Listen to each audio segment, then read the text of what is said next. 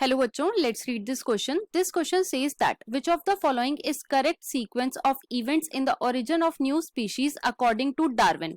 तो क्वेश्चन में हमसे पूछा गया है कि according to Darwin origin of new species का क्या करेक्ट सीक्वेंस था.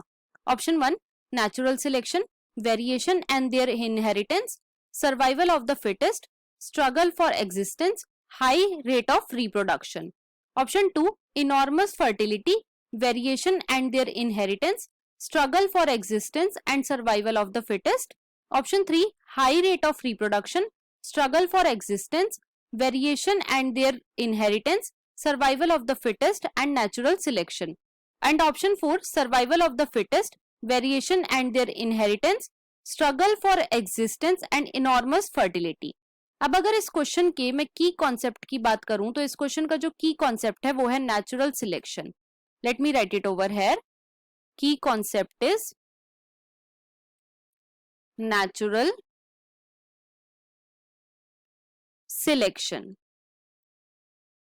तो बच्चों नेचुरल सिलेक्शन जो है उसकी थ्योरी हमें डार्विन ने दी थी.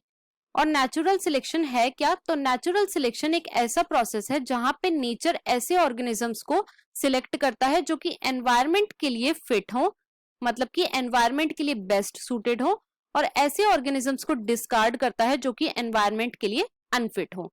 तो फिट ऑर्गेनिजम्स को तो सिलेक्ट कर लिया गया और अनफिट ऑर्गेनिजम्स को डिस्कार्ड कर दिया गया.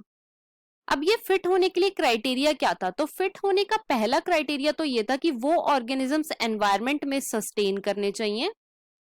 एनवायरनमेंट में सस्टेन करने चाहिए मतलब कि अगर एनवायरनमेंट में कोई चेंजेस आ रहे हैं तो उसके अकॉर्डिंग अडेप्ट होने चाहिए. और दूसरा उनका नंबर ज्यादा होना चाहिए. नंबर ज्यादा होने का मतलब है उनका रिप्रोडक्टिव पोटेंशियल ज्यादा होना चाहिए. रिप्रोडक्टिव पोटेंशियल ज्यादा होना चाहिए. अगर उनका रिप्रोडक्टिव पोटेंशियल ज्यादा होगा तो उनकी प्रोजेनी भी ज्यादा होएगी. राइट. अब इसके लिए मैकेनिज्म क्या था? तो बच्चों डार्विन ने बताया था कि जब हाई रेट ऑफ रिप्रोडक्शन होएगा, हाई रेट ऑफ रिप्रोडक्शन होएगा, तो हाई रेट ऑफ रिप्रोडक्शन की वजह से क्या होगा? पॉपुलेशन इंक्रीज होएगी. Population will increase.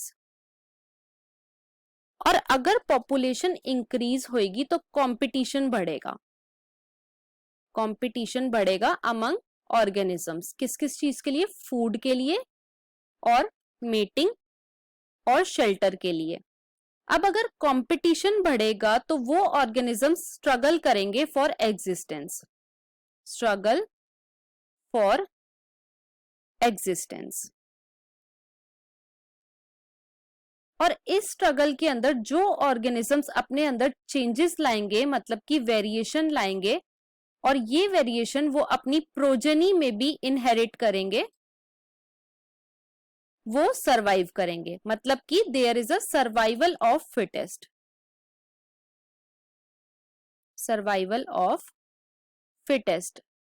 अब इस फिट को सिलेक्ट किसने करा? तो इस फिट को सिलेक्ट करा नेचर ने, और इसीलिए हम इसे बोलते हैं नेचुरल सिलेक्शन.